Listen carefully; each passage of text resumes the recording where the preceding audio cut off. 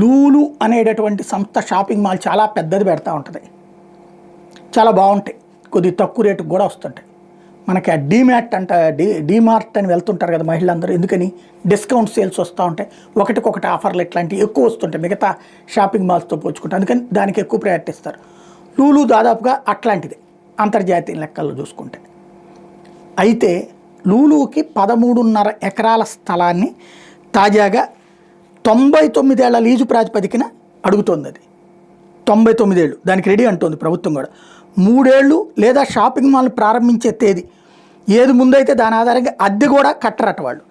ప్రతి 10 ఏళ్లకు ఒకసారి 10% చొప్పున అద్దె పెంచుతారట. బాగుంది. దీనికి ఎందుకు ఇస్తాం వాళ్ళకి అంత? 13 ఎకరాలు 100 ఏళ్ల కంటే రాసి ఇచ్చేయడం వాళ్ళకి అంతే. దాన్ని ఎకరం 100 కోట్లు ఉంటుందా అంటే 1300 కోట్ల ప్రాపర్టీ, లేదా 50 కోట్లు ఉంటుందా అంటే దాదాపుగా 650 కోట్ల రూపాయల ప్రాపర్టీ.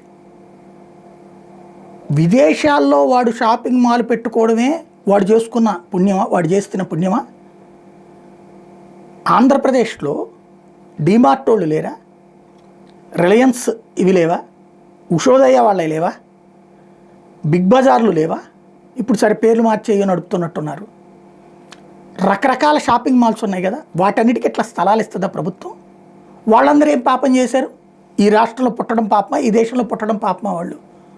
వాళ్ళకు కూడా ఇట్లా ఇవ్వచ్చు కదా. తలా ఒక 5 ఎకరాలు 10 ఎకరాలు లేదా 1 ఎకరం చొప్పున ప్రతి ఊళ్ళో ఇస్తే కూడా కడతారుగా.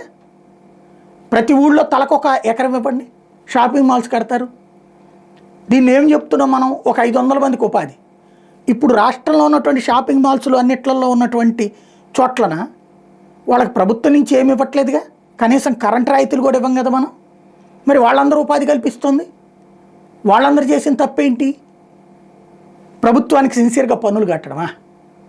వాళ్ళకి మాత్రం డబ్బులు వాళ్ళ డబ్బులతో కొనుక్కోవాలి, వాళ్ళ డబ్బులతో అద్దెలు కట్టుకోవాలా, వాళ్ళ డబ్బులతో లీజా?